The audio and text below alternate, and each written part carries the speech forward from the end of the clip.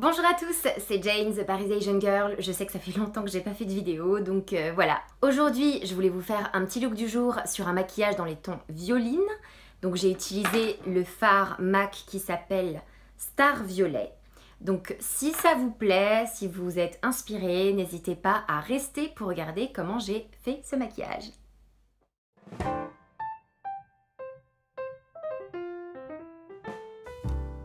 Je commence bien sûr avec une peau nettoyée, propre et bien hydratée. J'applique ensuite la base de teint Pro Prime La Lumière de chez NARS, afin de permettre au fond de teint de bien tenir, surtout avec les températures actuelles. Cette base contient des micronacres qui reflètent la lumière et donnent un effet éclatant frais et vivant au teint. Je l'étale avec soin en prenant mon temps pour bien le fondre sur l'ensemble de mon visage. Puis, je passe au fond de teint Shiseido Synchro Skin, qui, comme son nom l'indique, se synchronise parfaitement avec la couleur de ma carnation. Ma méthode préférée avec ce fond de teint, c'est de l'étaler au doigt, car c'est ce qui produit l'effet le plus naturel. En fait, c'est comme si le produit s'adapte au pH de la peau pour ajuster la couleur et se fondre parfaitement avec mon teint. Pour les cernes et les petites imperfections, j'utilise l'anti-cerne Color Stay de Revlon.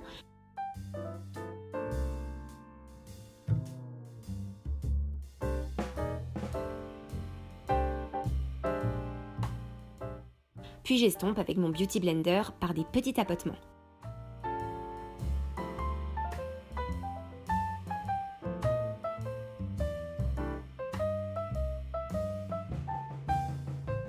Là, j'ai un bouton un peu plus gros que les autres, donc j'utilise différentes techniques. Ici, je remets un peu de produit et j'estompe avec un petit pinceau plat synthétique, puis j'alterne en tapotant avec le doigt et je termine en estompant autour du bouton avec le Beauty Blender pour laisser un peu plus de produit au centre. Et je fixe tout ça avec un petit peu de poudre.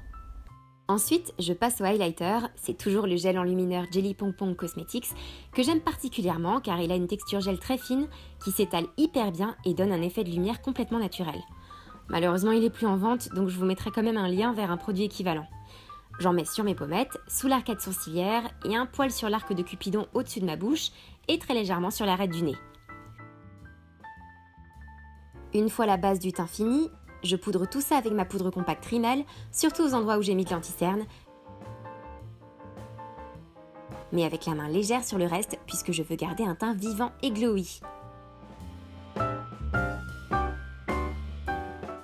Après, je passe au blush, toujours le même, celui de chez Tarte en teinte Blissful, que j'utilise tous les jours parce qu'il imite parfaitement la roseur de mes joues au naturel.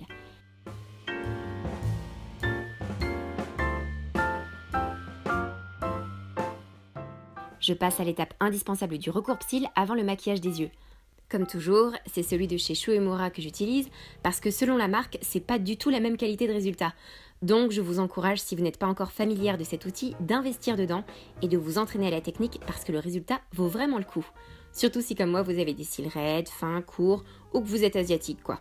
D'ailleurs j'ai fait une vidéo où je vous donne toutes mes astuces pour embellir vos cils et votre regard. Si jamais vous ne l'avez pas encore vu, je mettrai le lien dans la barre d'infos. Ensuite, j'utilise un mascara waterproof, le Glam & Doll de la marque Catrice. C'est important qu'il soit waterproof pour tenir vos cils bien recourbés, surtout s'ils sont raides de nature. S'ils sont recourbés de nature, vous pouvez utiliser n'importe quel mascara non waterproof, mais si c'est pas le cas, le fait d'utiliser un mascara normal fait retomber les cils vers le bas. Et puis juste après le mascara, j'utilise un démaquillant biphasé dont j'imbibe légèrement un coton-tige pour démaquiller au ras des cils les traces éventuelles de mascara que j'ai pu faire. J'applique une base à paupières, la Primer Potion d'Urban Decay, sur toute la zone où je vais mettre de l'ombre à paupières, c'est-à-dire sur la paupière mobile supérieure, depuis la racine des cils jusqu'à l'arcade sourcilière, et un peu sur le ras de la paupière inférieure. J'utilise ensuite le Caviar Stick de Laura Mercier en rose gold, que j'applique directement sur la paupière mobile et que j'estompe au doigt.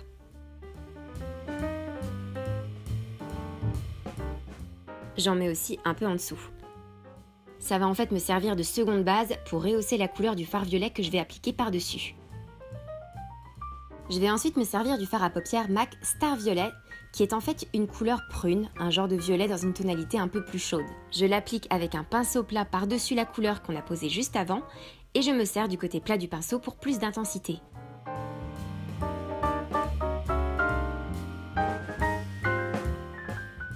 J'utilise ensuite un pinceau estompeur propre au poil plus long et plus souple pour estomper les contours de la couleur et qu'il n'y ait pas de démarcation trop nette. Et là, je remets encore un peu de Star Violet avec le pinceau plat pour intensifier la couleur. Et je me sers de la tranche du pinceau pour appliquer aussi la couleur au ras des cils inférieurs. Je passe maintenant à un autre caviar stick de Laura Mercier en couleur copper, un genre de doré cuivré. Et pour l'appliquer, je vais utiliser un petit pinceau assez court avec une pointe précise pour pouvoir concentrer la couleur dans une zone plus réduite. Je l'applique dans le pli de la paupière en étirant la couleur vers l'extérieur et ensuite je reprends mon pinceau estompeur pour estomper tout ça. Et je refais la même chose de l'autre côté.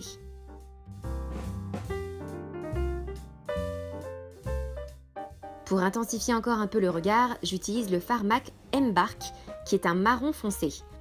J'utilise le même pinceau à la pointe fine et précise pour intensifier la couleur par-dessus le doré cuivré. Et j'estompe à nouveau des deux côtés.